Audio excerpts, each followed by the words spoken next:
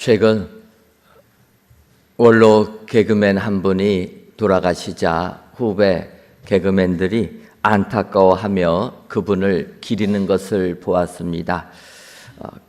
그도 그럴 것이 그분이 우리 희극인들을 예전에는 코미디언이라 이렇게 불렀는데 그분이 개그라는 용어를 처음 사용하면서 그 이름을 이제는 개그맨이라 부르게 되는 그 시발점에 되었기 때문에 많은 후배 개그맨들이 그분의 돌아가심을 안타까워하는 것입니다. 특별히 그분이 마지막 순간 병실에 누워 계실 때 후배 동료들이 많이 그분을 보살펴 줬는데 한 여자 후배 개그맨은 또 그분을 잘 돌보고 열심히 전도하여서 결국 그분이 돌아가시기 전에 예수님을 믿고 돌아가셨다라는 기사가 난 것을 보았습니다. 요즘 같은 시대에 이렇게 전도했다라는 것이 기사로 나온 것도 은혜이고 또 수십 년 동안 그분의 구원을 위하여서 기도해 준 많은 크리스찬 개그맨들이 있다라는 그 사실에 또한 마음이 뿌듯했습니다. 정말 이렇게 그 연예인들 수십 년 동안 구원 수첩 적어두고 그분 위하여서 기도한 것이 그분이 돌아가시는 그 마지막 순간에 예수님을 고백하고 돌아가는 것, 이것이 얼마나 큰 축복인가. 아울러 우리들은 과연 이렇게 내 주변에 있는 사람들 얼마나 예수님 믿게 하고 있는가, 우리의 삶도 한번은 돌이켜 보았습니다. 진정 우리가 예수 믿고 구원받는 것이 최고의 축복임을 알고 이 은혜를 세상에 증거하는 삶을 살아야 될 줄 믿습니다. 그러려면 우리가 먼저 이 세상을 살아간 믿음의 선진들, 그 신앙을 본받는 것이 필요하다, 이런 생각을 하면서 이제 오늘 여호수아서 24장 그 마지막 부분을 본문으로 택하게 되었습니다.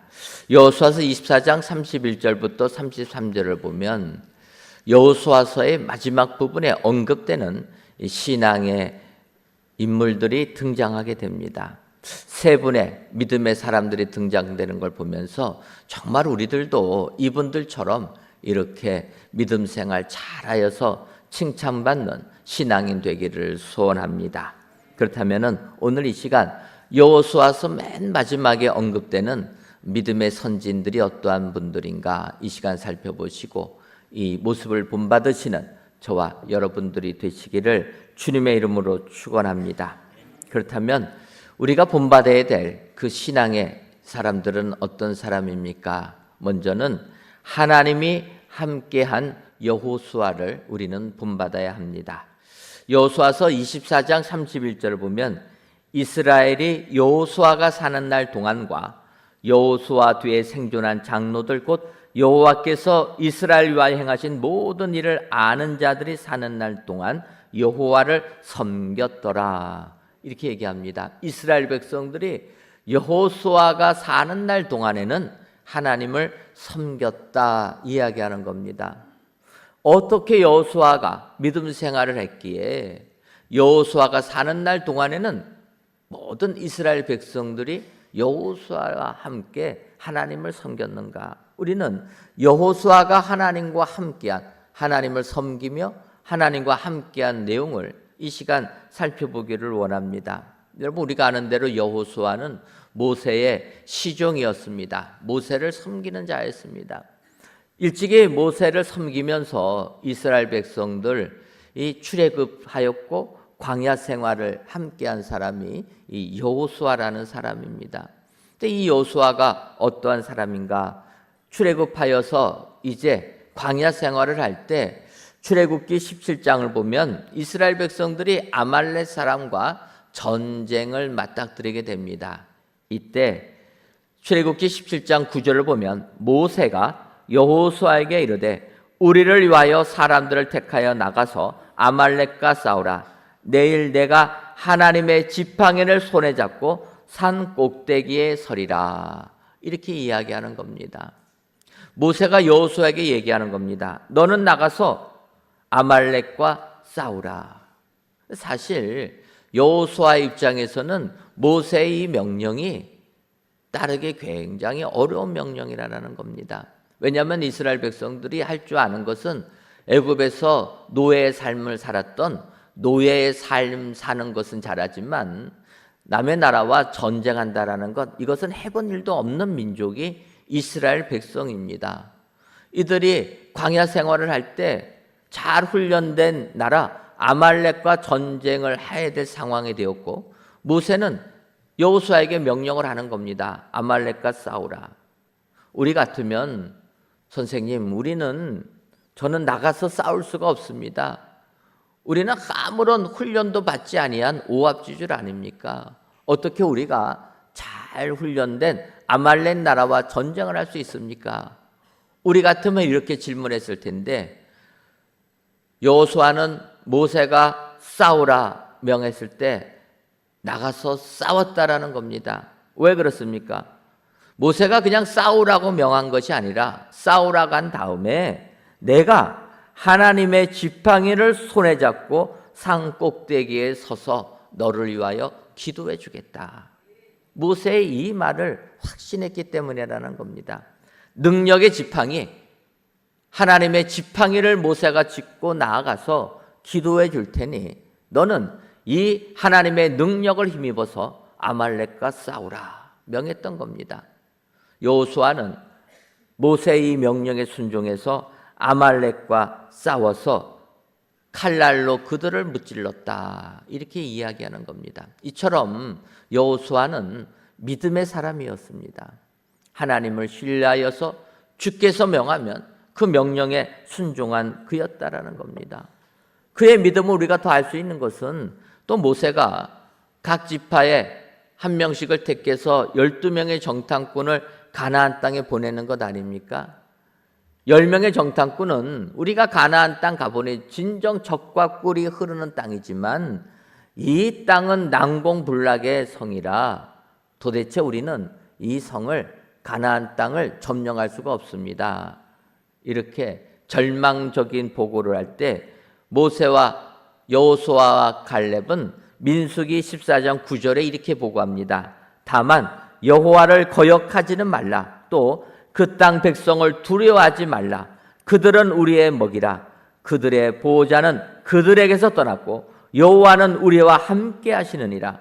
그들을 두려워하지 말라 하니, 이렇게 얘기합니다.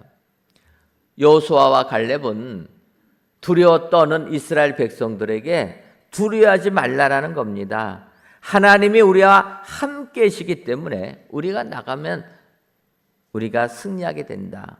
그들은 우리의 먹이라, 이렇게 표현한 것을 이전 개역 성경은 그들은 우리의 밥이라, 이렇게 표현했다라는 겁니다.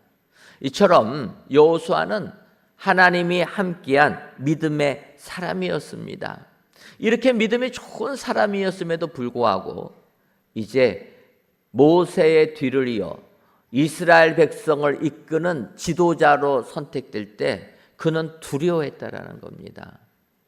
모세가 있을 때는 모세를 신뢰하여서 믿음으로 했지만 이제 모세가 떠나고 자기가 민족의 지도자가 될 때 두려워하는 겁니다. 신명기서 31장 7절을 보면 모세가 여호수아를 불러 온 이스라엘의 목전에서 그에게 이르되 너는 강하고 담대하라. 너는 이 백성을 거느리고 여호와께서 그들의 조상에게 주리라고 맹세하신 땅에 들어가서 그들에게 그 땅을 차지하게 하라. 모세가 권면해 주는 이야기입니다. 여호수아에게 모세가 말하는 겁니다. 너는 강하고 담대하라. 모세가 이렇게 여호수아에게 권면하는 것을 보게 되면 여호수아는 모세의 후계자가 되는 것 두려워했다라는 겁니다. 힘겨했다라는 거예요. 믿음이 좋은 사람도 이렇게 큰 일에 책임지어지게 되니까 두려워하는 겁니다. 모세가 권면을 했음에도 불구하고 여호수아는 담대지 못하게 됩니다. 그래서 아예 하나님이 여호수아에게 명령을 하시는 겁니다. 신명기서 31장 23절을 보면 여호와께서 또 눈의 아들 여호수아에게 명령하여 이르시되 너는 이스라엘 자손들을 인도하여 내가 그들에게 맹세한 땅으로 들어가게 하리니 강하고 담대하라. 내가 너와 함께하리라 하시니라. 모세의 권면에도 두려움을 떨고 있는 여호수아에게 하나님께서 직접 명하시는 겁니다. 너는 강하고 담대하라. 내가 너와 함께하리라. 여호수아서 1장 5절과 6절을 보면 하나님이 동일하게 말씀하십니다. 내 평생에 너를 능히 대적할 자가 없으리니 내가 모세와 함께 있었던 것 같이 너와 함께 있을 것임이라. 내가 너를 떠나지 아니하며 버리지 아니하리니 강하고 담대하라. 너는 내가 그들의 조상에게 맹세하여 그들에게 주리라 한 땅을 이 백성에게 차지하게 하라. 하나님은 여호수아에게 명하시는 겁니다. 강하고 담대하라. 내가 너와 함께 하겠다. 하나님의 권면의 말씀을 들은 여호수아, 하나님의 말씀에 힘입어서 강하고 담대한 것 아닙니까? 우리가 아는 대로 그런 여호수아가 모세가 들어가지 못한 가나안 땅에 이스라엘 백성들을 입성시키는 축복자로 쓰임받게 되었다라는 겁니다. 우리는 이와 같은 여호수아의 믿음을 본받아야 될 줄 믿습니다. 하나님이 함께 하시면 불가능한 일도 가능하게 되는 것이 하나님의 능력인 줄 믿습니다. 따라서 하나님이 함께 하셔서 이스라엘 백성들을 가나안 땅으로 인도한 여호수아처럼 우리들도 하나님과 동행하여서 믿음 생활 승리하기를 소원합니다. 여러분, 그러면 우리가 어떠할 때 하나님이 우리와 함께 하십니까? 요한계시록 3장 20절을 보면 볼지어다 내가 문 밖에 서서 두드리노니 누구든지 내 음성을 듣고 문을 열면 내가 그에게로 들어가 그와 더불어 먹고 그는 나와 더불어 먹으리라. 여러분, 예수님이 함께하는 말씀을 해주시는 겁니다. 함께하면 승리하게 되는데 이 예수님이 우리와 함께하려면 어떻게 됩니까? 예수님의 음성을 듣고 문을 열고 주님을 영접해야 된다. 오늘도 우리 주님은 우리의 마음 문을 두드리는 줄 믿습니다.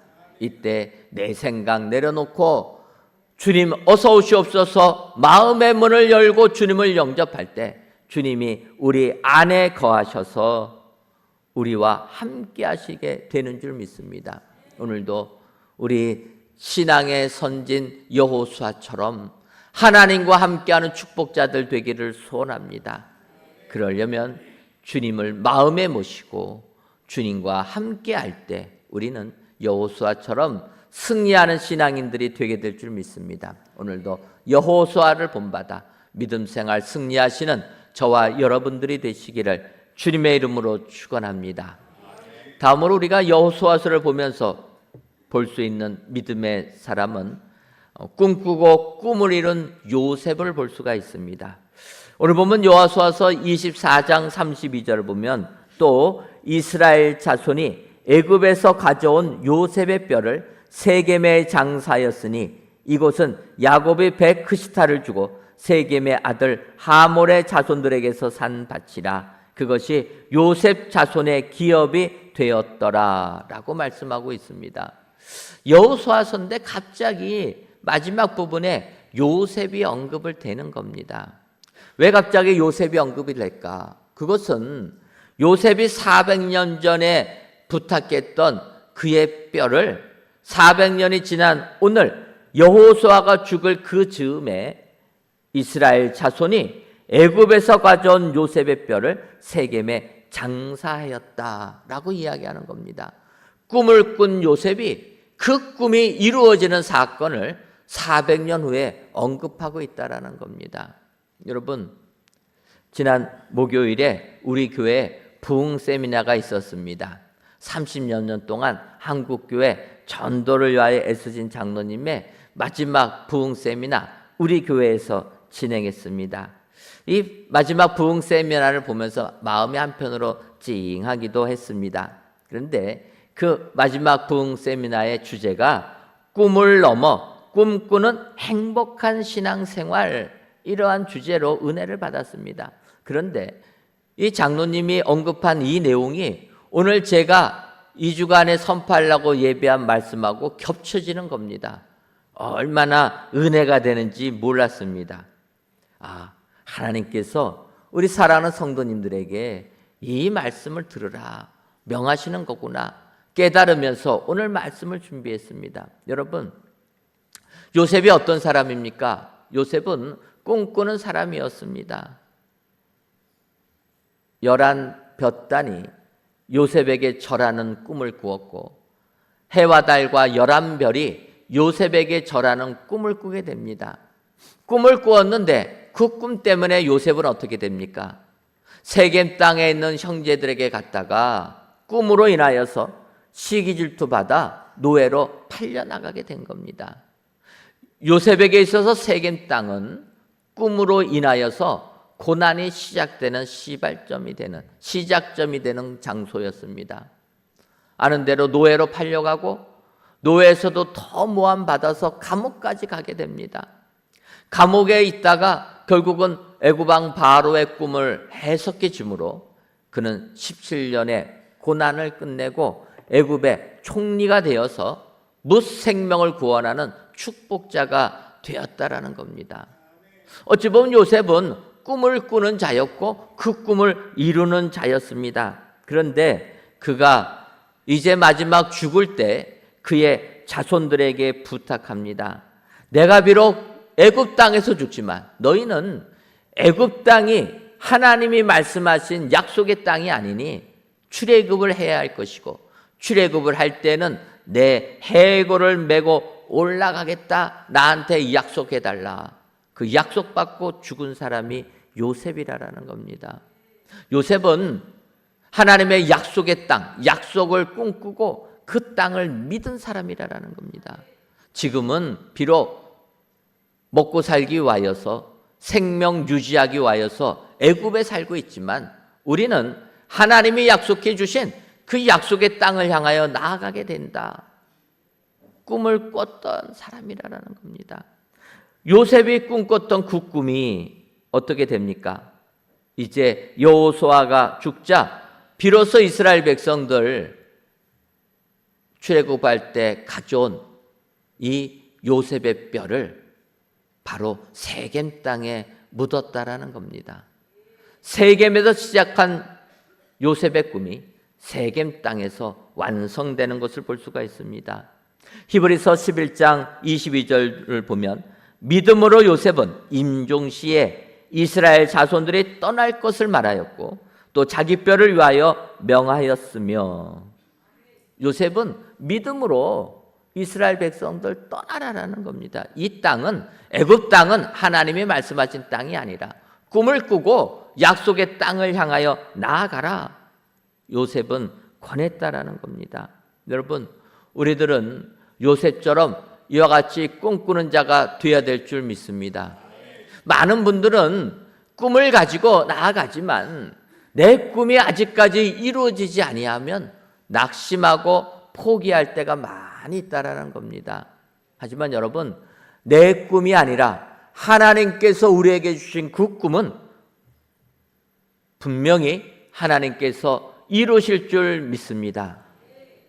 요셉은 꿈을 꿨지만 그 꿈이 결국 이루어진 것은 400년이 지난 후 이스라엘 백성들 출애굽하였고 광야 생활 40년이 지난 다음에 여호수아 시대 마지막 가나안 땅을 정복하면서 요셉의 꿈이 세겜 땅에 그 뼈가 묻히면서 이루어졌다라는 겁니다. 여러분, 하나님의 약속은 당대에 이루어지지 아니하면 후대에 분명히 이루어질 줄 믿습니다. 그래서 우리는 꿈을 꿔야 될 줄 믿습니다. 현실에 낙심하지 마시고 큰 꿈을 꾸시기를 바랍니다.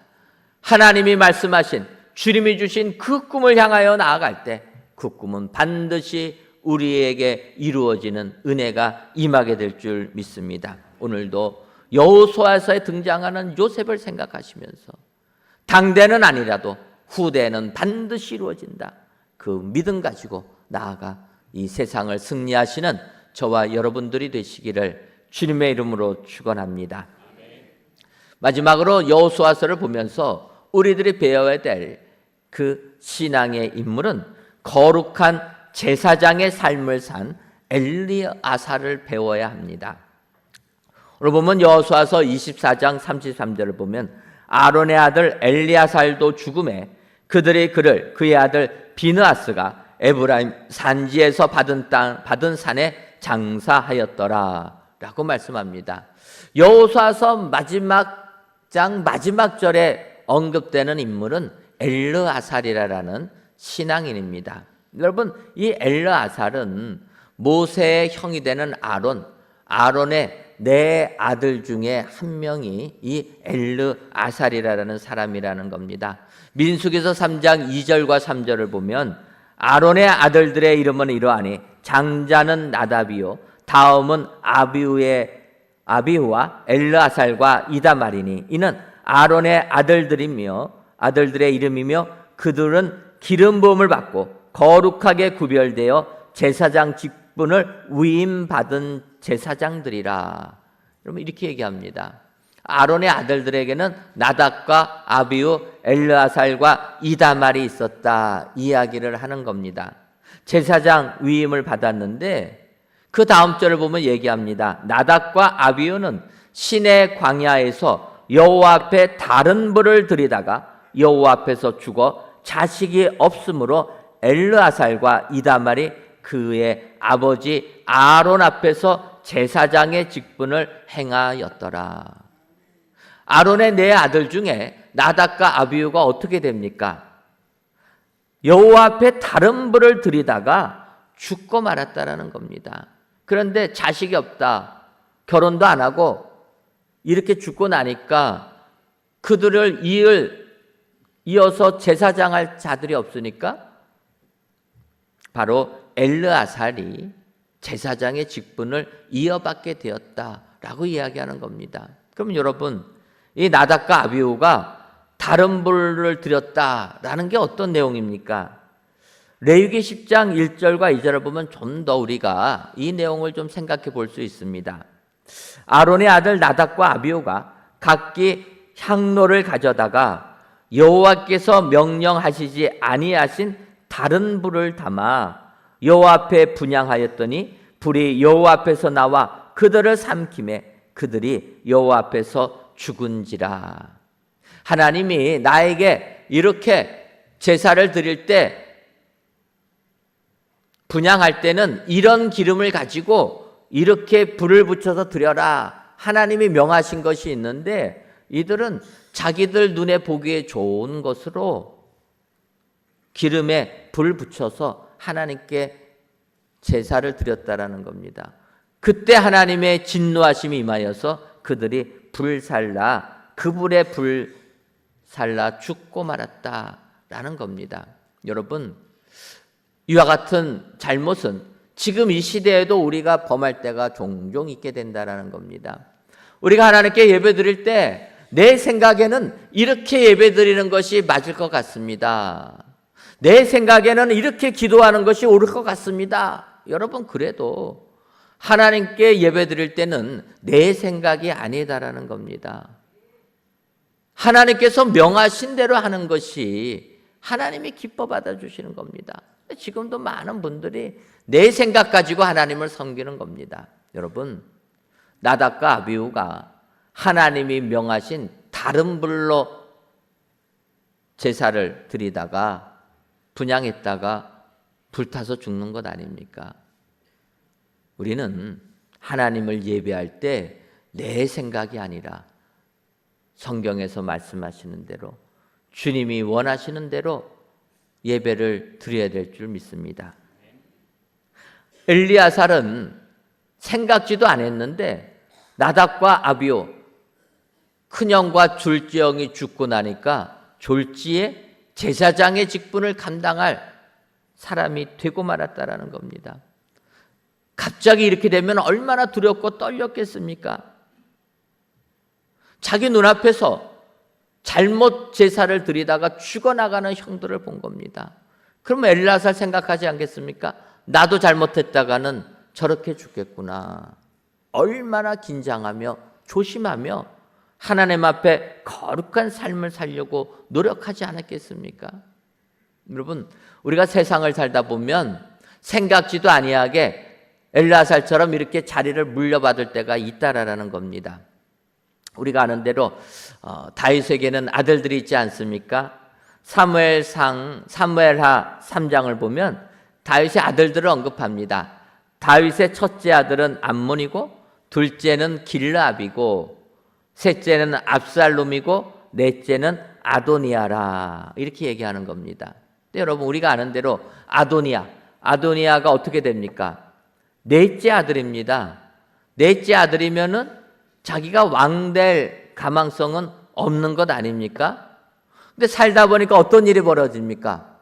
큰형 암몬이 이복 여동생 다말을 취하했다가 그 압살롬이 죽이지 않습니까? 그러니까 왕의 계승 섯째가 사라져 버린 겁니다. 근데 아직도 멀었습니다. 아무 생각 안 하고 살았는데 보니까 이 암몬을 죽인 압살롬이 이제 아버지를 또 반역하는 것 아닙니까? 반란 일으켰다가 또 죽어나가는 겁니다. 그러고 보니까 아도니아가 어느새 자기가 왕위를 이어받을 자리가 되어가는 것을 느끼게 되었다라는 겁니다. 성경을 보면 둘째라고 해서 길르압이라는 사람이 등장하게 됩니다. 근데 성경은 다윗의 아들을 언급할 때만 둘째가 나오고 그 외에는 이 아들이 어떠한 일을 했는지는 하나도 언급되지 않습니다. 그러니까 혹학자들은 이렇게 생각합니다. 이 길르압이라는 아들이 태어났는데 아마 일찍 죽지 않았을까, 죽었기 때문에 언급이 되지 않았을 것이라, 이렇게 생각을 합니다. 근데 저는 그렇게는 생각하지 않고 이 길르압이라는 사람을 보게 되면 설명을 얘기합니다. 나발의 아내였던 아비가일의 소생이라. 이 아비가일이 어떠한 여인입니까? 남편은 미련퉁이지만 아비가일은 지혜로운 여인 아닙니까? 그래서 다윗이 분노했을 때 그 분노를 녹여낸 지혜로운 여인이라는 거예요. 아비가일이 이렇게 지혜롭다라면 자기가 낳은 아들 길르압을 생각해 보지 않았겠습니까? 이 아들 잘못했다가는 이 권력 싸움에, 정치에 희생되겠구나. 아마 지혜로운 여인이기 때문에 길르압에게는 아예 이런 거 꿈도 꾸지 마라, 막지 않았을까, 이렇게 저는 생각해 봅니다. 그래서 길르압은 그런 거에 나서지를 않게 됩니다. 결국 어떻게 됩니까? 아도니아는 가만히 앉아서 이제 왕위에 이을 자리가 되었다라는 겁니다. 보니까 군대 총사령관 요압도 자기를 지지하고 대제사장 아비아달도 자기를 지지하니까 군권도 자기요, 신권도 자기요. 아도니아가 왕이 될 생각을 하고 다윗이 살아있을 때 왕이라 선포하지 않습니까?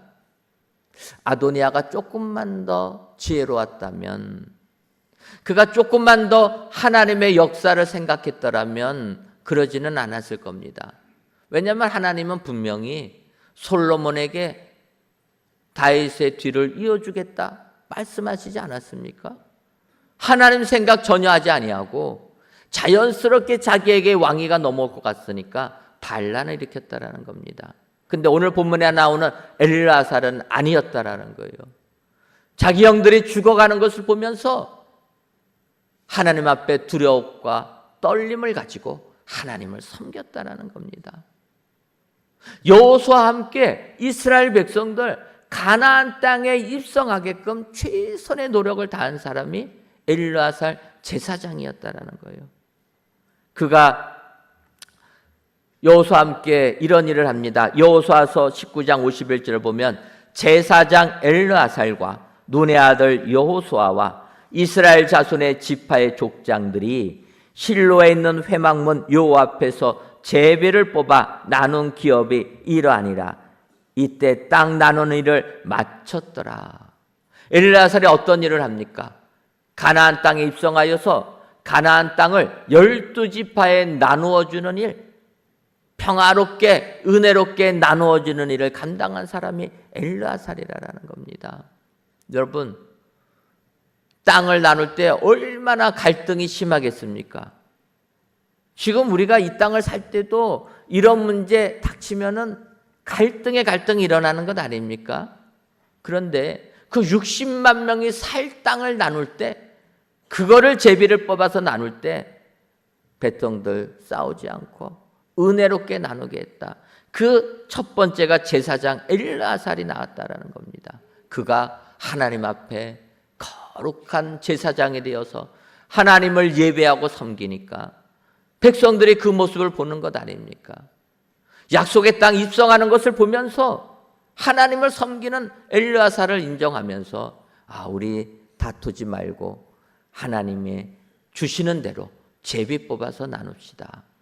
그들이 그대로 순종하는 겁니다. 여러분, 우리는 제사장 엘르아살처럼 거룩한 하나님의 백성이요 제사장 나라가 된 줄 믿습니다.